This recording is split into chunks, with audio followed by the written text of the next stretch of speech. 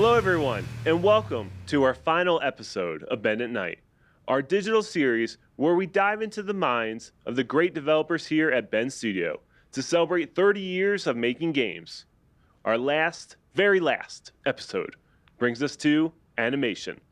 Let's begin. Hello, gentlemen. Hey. How are you tonight? Good, how are you? Good. Great. Thank you for joining me. I appreciate it. We're going to talk animation tonight. And I get to learn some things, which is always great hosting these episodes, is I'm learning so much more about each person's specific role in the studio. So, Michael, what is a gameplay animator? An animator is someone who makes things move in the game. It could be characters or objects, mostly characters though. So an example of a gameplay animator is someone who moves characters that are active in the game, not cinematic. So an example would be Days Gone, like Deacon's run cycle. So when you push forward on the stick, he plays a run cycle. That would be my job, to create a cycle.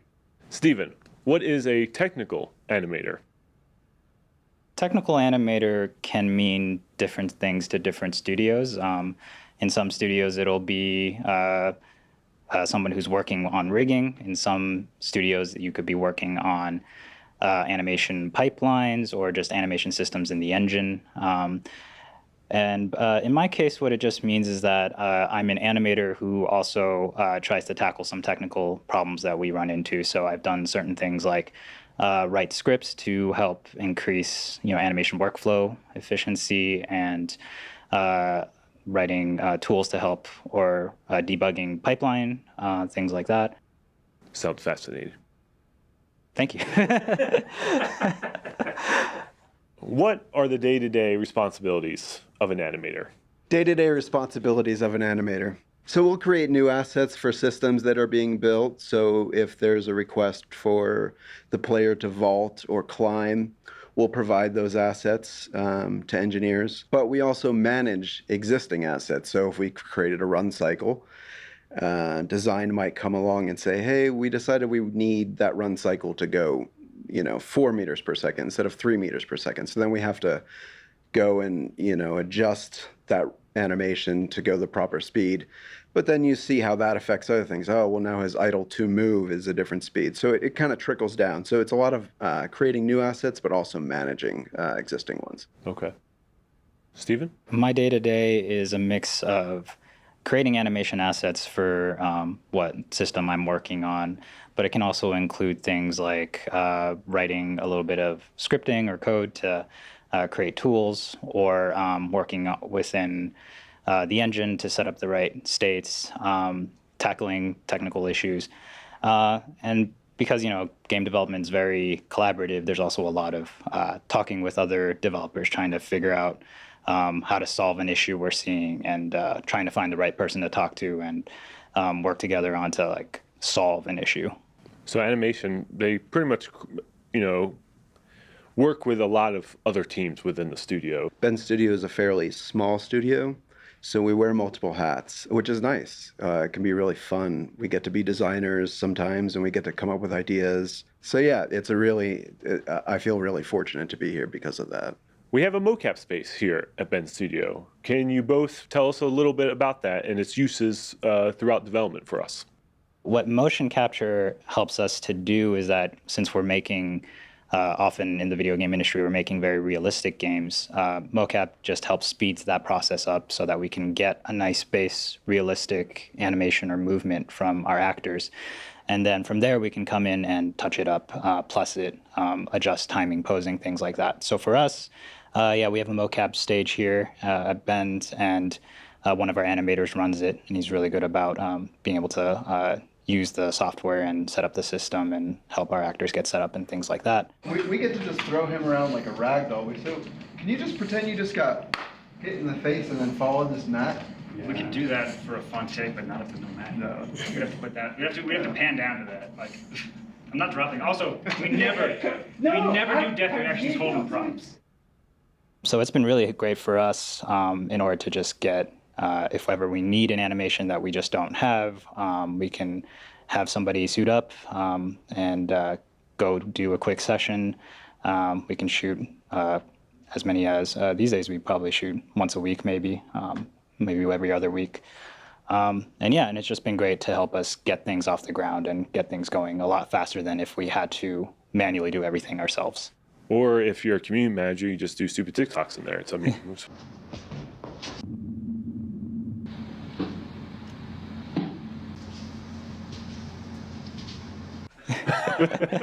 Yeah, if you ever want to get in the suit, have you been in the suit? I have. Oh, you have? Yeah, Okay. Yeah. He's got a great silhouette. Oh, okay. Yeah. Okay. How do you begin to breathe life into a character? The first step is just to get the character moving. But they come to life for me once we start to know the character a little more. In Days Gone, the more we animated Deacon, the more we knew who Deacon was, the more we knew what a freaker was and how it moved. And then some other animation might inform, oh, that's how they crouch, or that's what their spine looks like. So then that informs the other animation. And the more you learn about your characters, the more you can breathe that exact and specific life to them, maybe. You're figuring out who the character is by their movements in a game. Absolutely. Yeah, that's really cool. Yeah. Scrappy was a word we used for Deacon a lot of the times. Makes sense. Like, you're doing it too clean, make him a little scrappier. I think a lot of it comes down to trying to understand, like Mike is saying, what is the personality of this character that you're going for, and then that can inform things like how does this character stand? What's their pose when they are just standing in the world or when they're moving about? It can be like, what's the attitude you're trying to convey when this person or this character, this creature, is moving. And it can also be a lot of just very small things, right? Like, say you're working on a cinematic or something like that, and you want to just add these little finger movements to the character to just keep them alive and keep it visually interesting and make it seem like, oh, this character is really there, and is alive and is not just a dead character that's just on screen for a long time. You both kind of touched on it, but how do you create believable motions and physics? Well, we start with the mocap, and so like an example of like a climb or a vault, the amount of time that it takes a physical person to climb a 2-meter wall, if they even could, takes some time and some effort.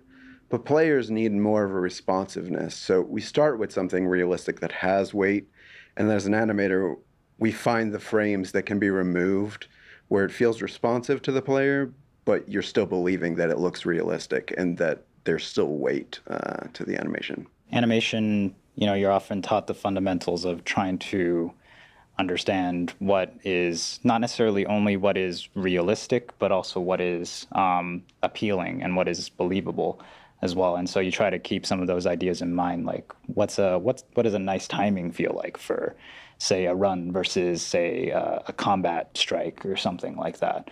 How do we take this mocap and plus it so that visually the silhouette looks nice? And then on top of that, there's also the other side of the collaborative aspect with, say, programmers or other or tech designer or other disciplines in trying to find creative technical solutions to getting more believable motion on your character, whether that be trying to find some programming or code-based or script-based, physics-based solution to a part of the character that's moving that you don't have to animate by hand, so to speak.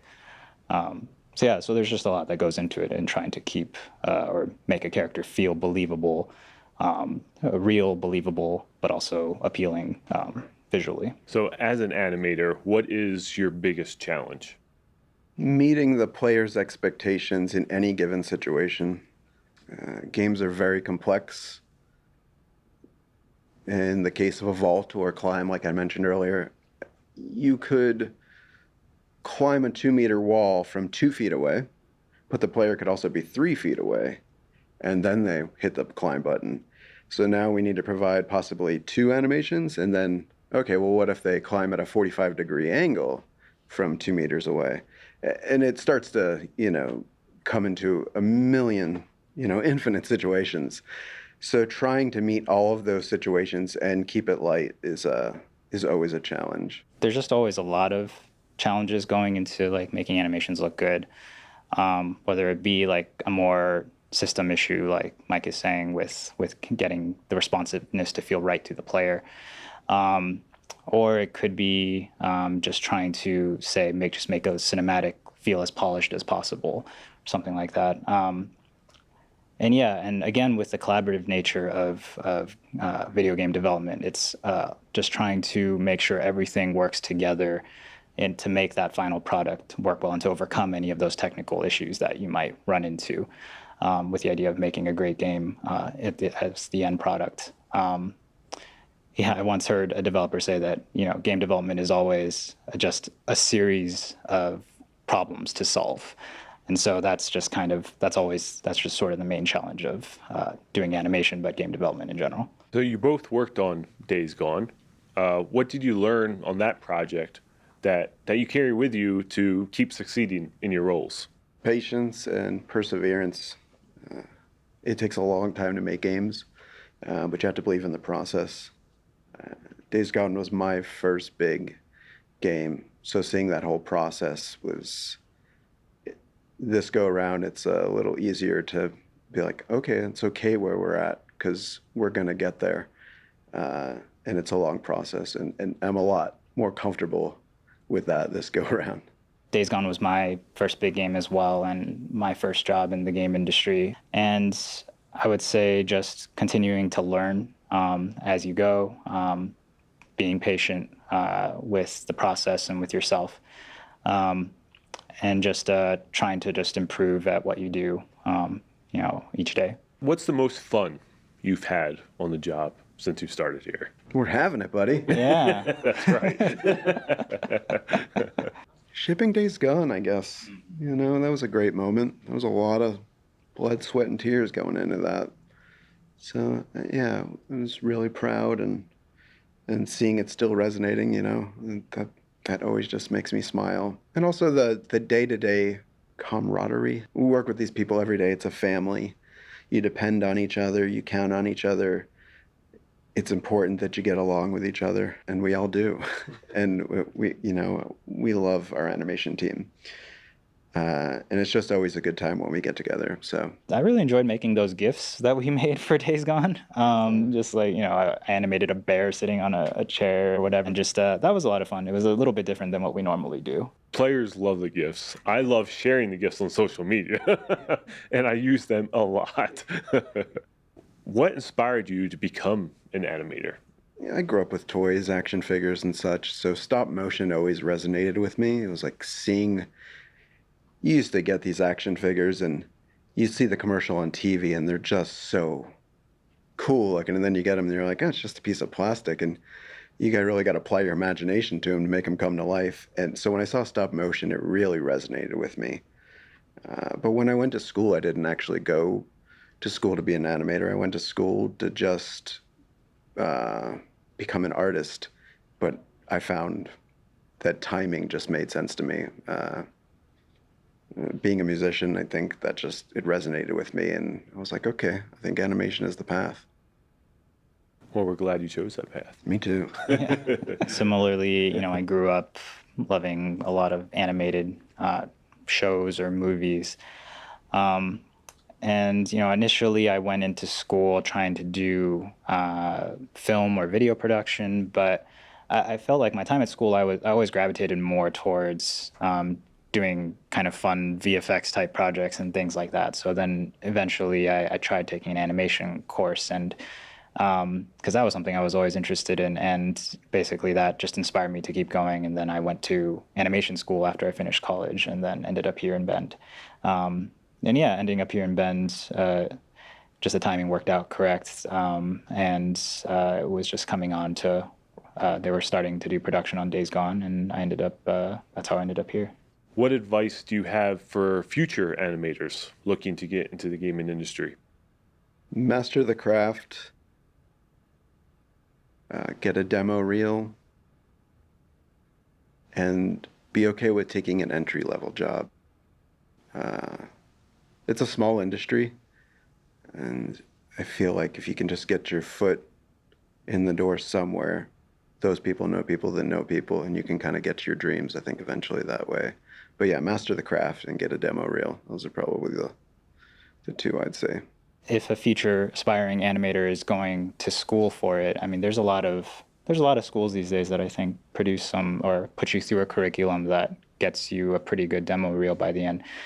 And it's sort of going through the foundational exercises of animation, making sure you get your body mechanics correct, showing examples that you understand that, and how to do actions and how to do acting and maybe even creature work. And my experience was that, I did a bunch of pieces, put them together, had my teachers and mentors critique them and tell me which ones I needed to work on, which ones were good, and then assembled that into one final reel that I could start using to send to job applications. Be pleasant. You work on these things for a long time. You work in tight teams, and everybody just wants to work around someone that is considerate and pleasant. I think that goes a long way. I would much rather work with someone who is coming along in their craft than someone who's a master of their craft and you just can't tolerate to be around. I would choose the prior any day of the week. Doing this final episode now, I've seen a lot of the similar answers that you both provided now. It's like, passion is a huge thing for video games, and being just, you would think it'd be easy, but just being a really easy, outgoing person is critical to joining a team, because you're joining a team, right? It's a bunch of creatives in one studio working on the same project to make it the best they can and to have their players enjoy it, right? Yeah, we have a great culture here at Bend. Well, that's it. You two are the final episode of A Bend at Night. I greatly appreciate you both taking your time away from your animation duties to sit down with me and talk animation. So thank you both for joining me tonight. Appreciate it. Thank you. Thank you. And that wraps up our very last episode of Bend at Night. Thank you so much for watching, and we hope you enjoyed this inside look into Bend's studio. Let us know what you thought of the entire series on social media by using hashtag Ben30. Great things are ahead here, and we can't wait to show you what's next. We'll see you around. Ben Studio out.